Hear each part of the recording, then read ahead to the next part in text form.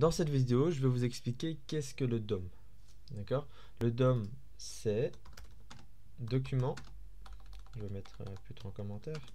Le DOM, donc c'est le document Object Model. C'est ce qui va nous permettre de faire une liaison avec notre HTML. Une liaison avec notre HTML pour avoir ce qu'on appelle des événements. Donc l'événement, c'est quoi? C'est quand je clique, et ben ça me fait ça. D'accord? Mais on a le DOM, on a les événements, on va les lier avec notre HTML, mais il faut appliquer des fonctions. D'accord? Et la fonction, c'est quoi? C'est comme si c'était une boîte qui exécute. Donc c'est une boîte qui exécute ce qu'on lui demande. D'accord? Donc je m'explique par ceci. Ça peut être par exemple une boîte qui va faire que des petits pains. Et bien la fonction petit pain, elle va produire que des petits pains. On a par exemple le parfum. À l'intérieur, on a du parfum. Et quand j'appuie sur la petite gâchette, le parfum sort. C'est sa seule fonction, c'est sa seule utilité en soi.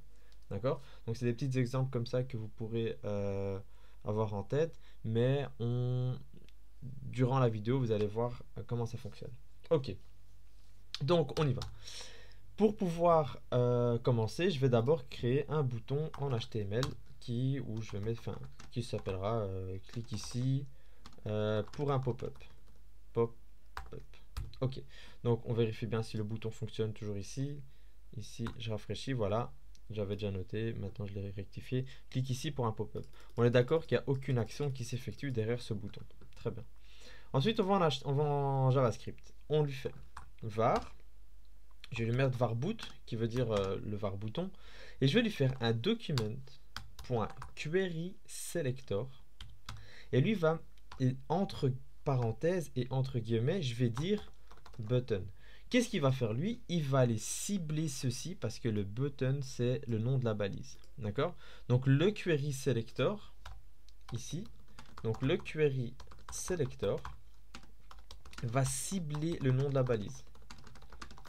D'accord? Il va cibler le nom de la balise pour pouvoir effectuer les actions qu'on lui demandera. D'accord? Donc bouton. Donc ici on a un button. Ici, voilà. Var boot. Dans ma variable boot, j'ai ciblé le bouton qui est en rapport avec mon HTML ici. Ok, très bien. Quand c'est fait, moi ce que je veux, c'est que quand je clique ici, j'ai un petit pop-up qui vient, donc une petite alerte. On va faire une fonction. D'accord? On va donner, donc on a la fonction et on va donner un nom à cette fonction. Moi, je vais l'appeler pop pour le pop-up. Ensuite, vous devez faire parenthèse et vous devez faire accolade. D'accord? Donc, dans la fonction pop, qu'est-ce que je vais lui dire? Je vais lui dire que ta fonction pop, ce sera, tu me fais une alerte en mettant salut les gars, nous sommes dans le DOM. Qu'est-ce qui va se passer? C'est que moi je lui demande de faire que ceci. Donc la fonction pop fera que de l'alerte. D'accord? C'est ça en fait. C'est vraiment, je te donne une fonction. Quand vous travaillez quelque part, vous avez une certaine fonction. Ma fonction est de traiter du texte. Et bien vous allez faire que traiter du texte. D'accord? Donc la fonction, c'est bien ça. C'est vraiment donner une tâche, si vous voulez. D'accord? Donc, ici, j'ai bien dans ma var boot, j'ai bien le document.querySelector, j'ai sélectionné le bouton qui se trouve ici. Ensuite, je lui attribue une fonction, la fonction pop, qui fera que cela. Maintenant, je vais jouer avec un événement, comme je l'ai dit ici. Quand je clique sur, je vais à ce moment-là rappeler ma variable boot. C'est-à-dire que lui, il a compris que c'était le bouton. Mais qu'est-ce que je vais faire dans le bouton? On a ce qu'on appelle le Add Event Listener, c'est ajouter un événement listé, d'accord? Quand je clique dessus, il me le met en jaune. Ça, c'est ce qu'il va appliquer. Donc, par rapport au bouton, tu vas me faire un événement, parenthèse, et entre guillemets, je lui dis clique. Tu me fais le clic en soi. Quand je vais cliquer sur toi, tu vas me faire ça. Et alors, je vais lui dire, virgule, pop. C'est-à-dire que quand je vais cliquer sur le bouton, tu vas me faire la fonction pop, c'est-à-dire me mettre une alerte en disant salut les gars, nous sommes dans le DOM. On va vérifier si tout fonctionne bien. Je rafraîchis. Et quand je clique dessus, j'ai une alerte qui arrive. Salut les gars, nous sommes dans le DOM. D'accord? Ça, c'est vraiment pour la fonction. La fonction pop, c'est vraiment me dire ce qu'on va faire. Ok? Le var boot, c'est que je l'ai bien ciblé. Je pourrais dire, par exemple, dans ma fonction pop, je pourrais faire plutôt, ici, je vais faire une autre variable que je vais appeler fond, parce que je vais changer la couleur de mon fond. D'accord? Si je fais var fond, et à l'intérieur, je lui fais un document.querySelector, et là, je lui dis, entre guillemets, je vais cibler le body. D'accord? Donc, je vais bien cibler ceci. D'accord? Là, je l'ai ciblé en faisant le query selector. J'ai été chercher le body. Et bien, dans ma même fonction pop, je vais lui dire, par exemple, OK, tu me prends le fond, donc tu me prends le body, tu me fais un style, d'accord? Parce que c'est comme le style CSS, point. Et alors, on va lui faire un background color est égal, et entre guillemets, je veux que mon fond sera rouge. D'accord? Donc là, je prends le fond. En gros, c'est-à-dire que le fond, j'ai mis le body à l'intérieur. D'accord? Parce qu'une variable sert de stocker, la variable sert à stocker une donnée. La donnée, c'est le body. Dans ma fonction pop, je lui dis une alerte. Tu me fais une alerte, salut les gars, nous sommes dans le DOM. C'est exactement ce qu'on a fait. Et puis là, dans le fond, je t'ai dit, prends-moi le fond. Et au fond, tu m'ajoutes le style, point background color, et tu me le mets en rouge. Donc, quand je vais cliquer sur le bouton, il va me faire l'événement clic et il va m'effectuer l'action du pop qui est ici. D'accord? On vérifie, on rafraîchit. Quand je clique, il y a un pop-up et quand je vais appuyer sur OK, ma page deviendra rouge. Parce qu'elle a d'abord effectué ceci et puis cela. D'accord? Ça, c'est pour le query selector. On va aller cibler, la balise. Dans cette partie, on va également voir que le query selector peut aussi cibler une classe. C'est-à-dire que le query selector peut également prendre le nom de la balise si vous n'en avez que un, mais qui peut également prendre une classe. Si je fais ici maintenant une classe bouton 1, d'accord? On est bien d'accord que pour rappeler la classe, il faut un point. Donc si dans mon fond, donc dans ma var boot, et que je fais un document.querySelector et je lui fais en fait point bouton 1, il y a un seul T je pense, exactement, mais il y en a deux ici.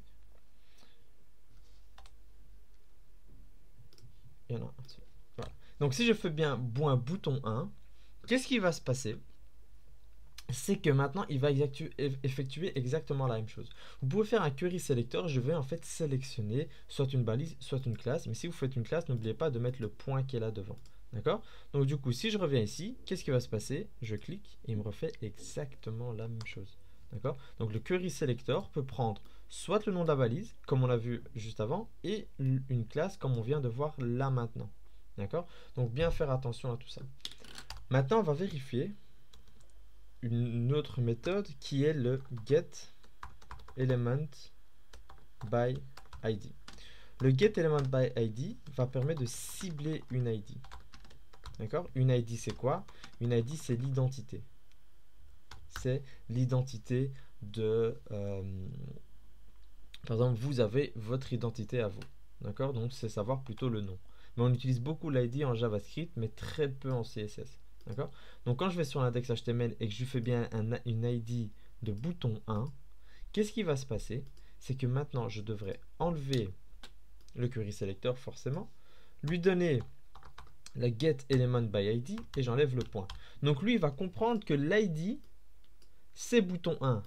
Et il voit ici ID bouton 1. Et ça va effectuer exactement la même chose. D'accord? Donc si je rafraîchis, je viens ici, je clique pour avoir un pop-up. Mon pop-up arrive bien. Et quand j'appuie sur OK, mon fond est bien en rouge. Pourquoi? Parce que je lui ai demandé que dans ta fonction, tu me fais d'abord l'alerte et puis que tu mets mon background en rouge. D'accord? On pourrait faire exactement la même chose. Point fond style, point background color et à ce moment-là, je lui dis yellow. On va voir ce que ça donne. Je rafraîchis, pop-up, il le met bien en jaune. Pourquoi? Parce qu'il va prendre le dernier. D'accord? Donc celui-ci, je pouvais même l'enlever ou bien simplement le mettre en commentaire et il va simplement le mettre en jaune.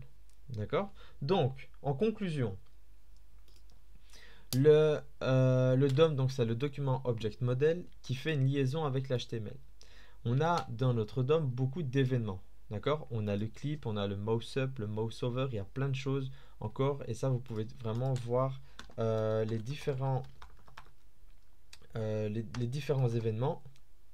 N'hésitez pas à aller les voir donc sur Google. Il y en a énormément et regardez comment ça fonctionne. C'est vraiment le top. Ici, on a donc la fonction. D'accord? Il faut obligatoirement donner une fonction, c'est-à-dire lui dire que quand je vais cliquer, ben, je vais effectuer tout ceci. Ça, ce sont des fonctions. D'accord? On met pop et en fait, pop, c'est tout ça. Ok? Donc, on a la fonction. On a le query selector qui permet de cibler le nom de la valise. D'accord? Il permet également de cibler une classe si vous mettez une classe. Et il permet également de cibler une ID si vous mettez une ID. D'accord? Pour le getElementById, pardon. Pour le getElementById, c'est pour cibler une ID. D'accord? Ce sont les trois méthodes. Il y en a encore un peu plus, mais on va se consacrer sur cela. Ce sont les trois méthodes pour vraiment faire une liaison entre votre HTML et votre JavaScript.